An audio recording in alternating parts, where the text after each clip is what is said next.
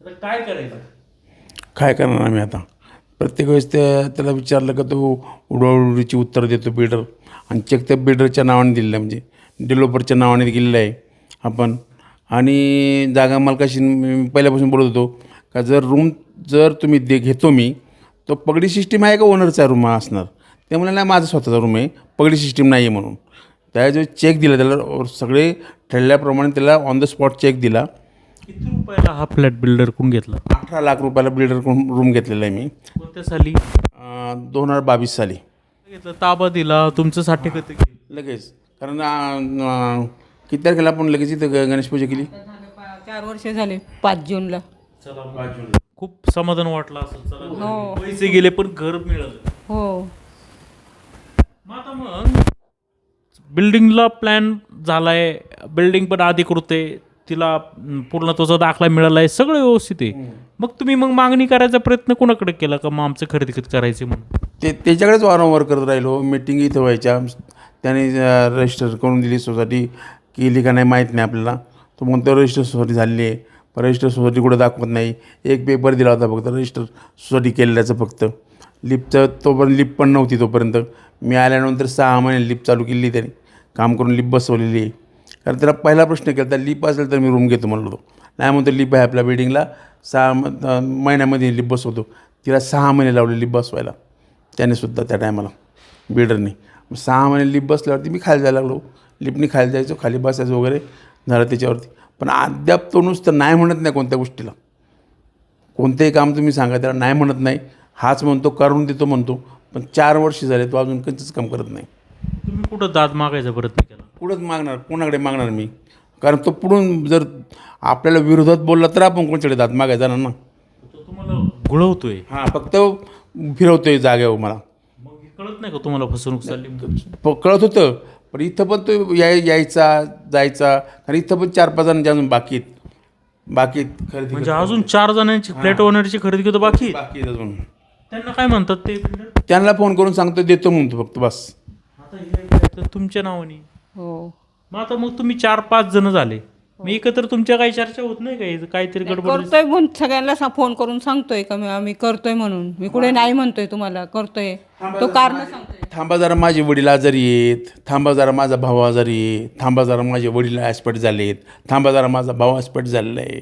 हेच त्यांनी वेळ द्या मला, एवढंच सांगून तो दिवस ढकली ते फक्त. आता झालं असं का मालकामध्ये आणि डेव्हलपरमध्येच वाद चालू झालेले आहेत, आणि ते एकत्र येतील याची गॅरंटी नाही वाटत.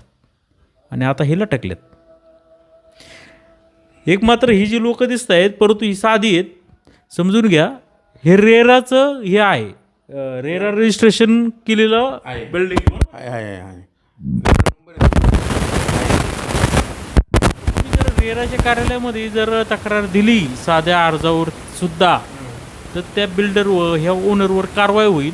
तुम्ही पोलीस स्टेशनला जरी तक्रार दिली तर ओनर आणि बिल्डरवर फौजदारी गुन्हा दाखल होईल. ही माहिती नाही माहिती, आम्हाला नव्हतं माहिती. तुम्ही आत्ता सांगितलं म्हणून.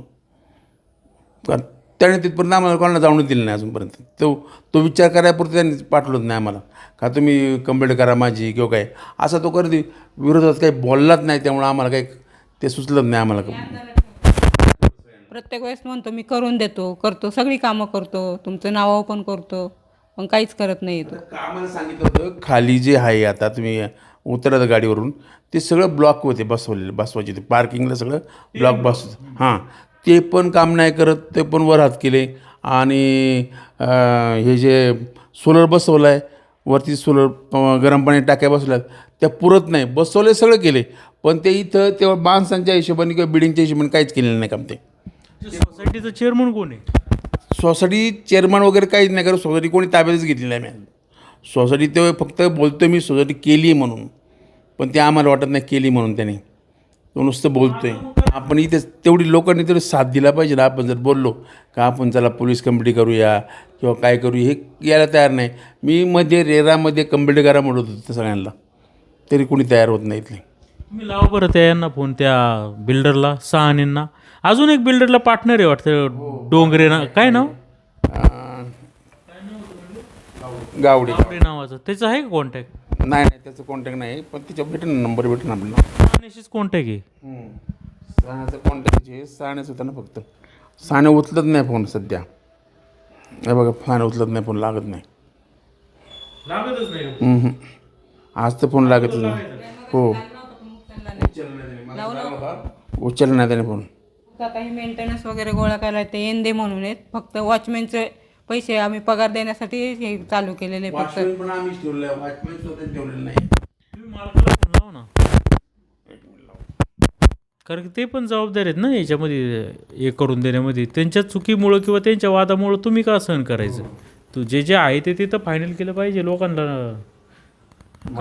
मनोज डुंबरे.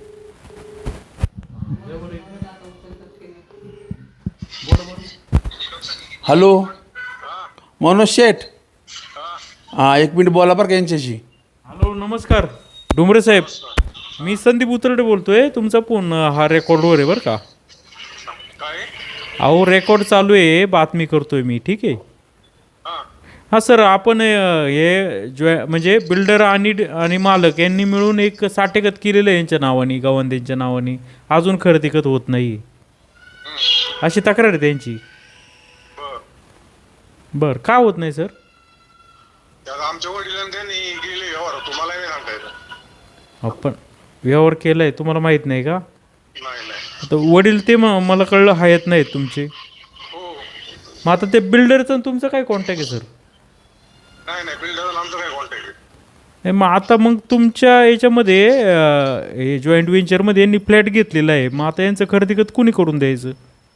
बिल्डरनीच करून द्यायचं ना. अच्छा, मग तुम्ही पण साठेकत करायला होते ना, तुमचं पण नाव आहे कुलमुख्तार म्हणून. कुलमुख्तार त्यांना दिले. हो, वडिलांचं असेल ना. आपण मग आता खरी जबाबदारी कुणाची? दोघांची पण असेल ना. नाही बिल्डरचीच. बरं, मला असं कळतंय का म्हणजे यांनी अशी तक्रार केली की तुम्ही म्हणताय की तो काही आमचा व्यवहार पूर्ण झाल्याशिवाय मी सही करणार नाही खरेदी खतावर. हो. तुमचं काय बिल्डरबरोबर वाद झाला आहे का आर्थिक? आपण मग आता त्यामुळे तुम्ही यांच्या खरेदी खात्यावर सही करणार नाही असं तुमचं म्हणणं आहे? नाही, आता हा व्यवहार आहे ना. हो, बोला ना सर. आमच्या बंधूंकडे जरा जास्त माहिती आहे. अहो हो, बरोबर आहे ना, परंतु आता त्यांच्यावर अन्याय होतोय ना सर. नाही बरोबर आहे. आमच्या बंधूंचा नंबर देतो मी, त्याच्यावर बोला तुम्ही लागलं. बरं ठीक आहे, द्या नंबर. चालेल. पाठवतो ना. हो, गवंते सरांच्या याच्यावर पाठवा, व्हॉट्सअपला किंवा मेसेज करा. ठीक आहे. तर ते म्हणतात की वडील तर आहेत नाही त्यांचे, म्हणजे बापू साहेब. हो. मग आता मी काय करायचं? आता उद्या समजा काही झालं, काय म्हणजे कुणावर काही वेळ येईल सांगता येत नाही. उद्या ते बिल्डरचं काय झालं किंवा काय, आता मालक तर नाही. आम्ही कोणाकडे जायचं?